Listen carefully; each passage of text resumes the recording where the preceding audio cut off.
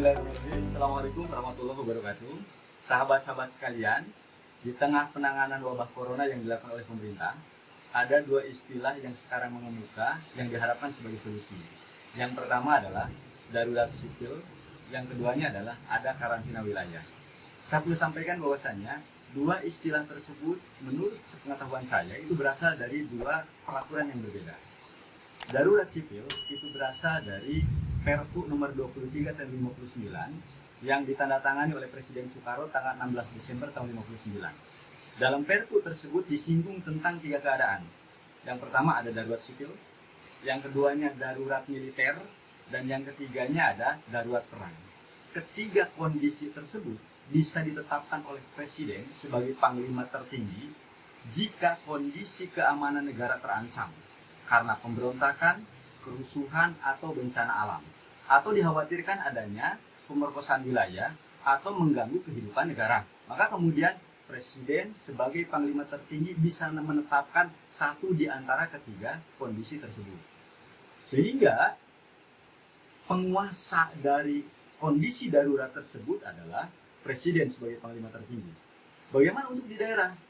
Maka Presiden bisa menunjuk penguasa daerah sebagai penguasa darurat sipil di daerah dengan perintah dari Presiden, dengan instruksi dari Presiden.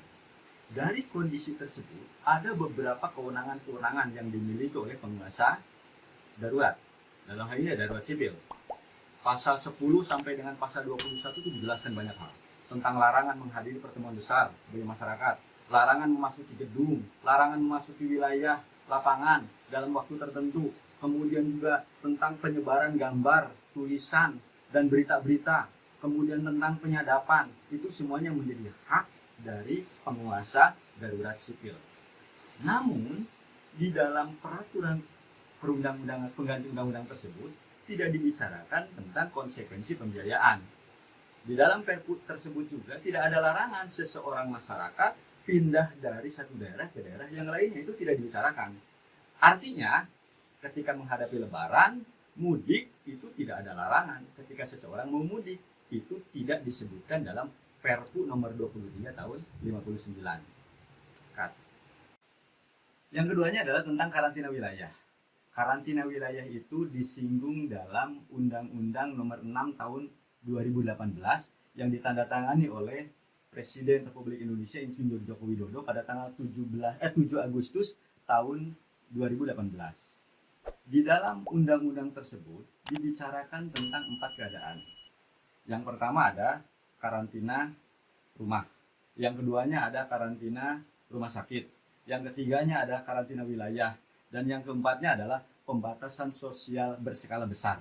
Itu 4 itu disebutkan di dalam undang-undang tersebut. Semuanya itu dibuat, ditetapkan untuk apa? Untuk melindungi warga masyarakat dari penyebaran wabah penyakit seperti halnya kondisi kita sekarang ini. Kemudian, siapa yang berhak untuk menentukan bahwa sebuah wilayah itu dikarantina atau tidak? Menurut pasal 49 ayat 3 undang-undang tersebut, yang berhak untuk menentukan sebuah wilayah dikarantina atau tidak adalah menteri. Dalam hal ini adalah Menteri Kesehatan.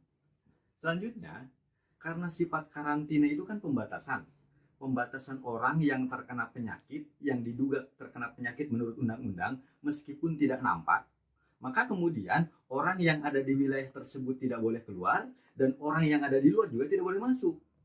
Konsekuensinya adalah kebutuhan logistik dari orang dan ternak di wilayah tersebut itu menjadi tanggung jawab pemerintah pusat dengan melibatkan pemerintah daerah dan pihak terkait. Artinya tidak sendirian, tidak hanya pemerintah pusat, tapi kemudian menurut undang-undang tersebut juga dilibatkan pemerintah daerah dan pihak terkait sehingga secara bergotong royong memenuhi kebutuhan logistik bagi orang dan ternak yang ada di dalamnya.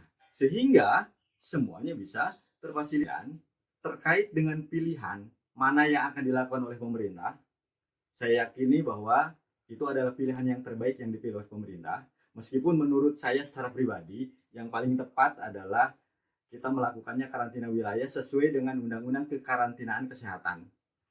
Karena apa? Kondisi yang terjadi itu sesuai dengan apa yang disebutkan di dalam Undang-Undang Kekarantinaan Kesehatan dan juga undang-undang ini ditandatangani oleh Pak Presiden kita, Insinyur Joko Widodo. Namun demikian, apapun yang dipilih, ini adalah keputusan yang terbaik untuk menyelamatkan warga negara Indonesia.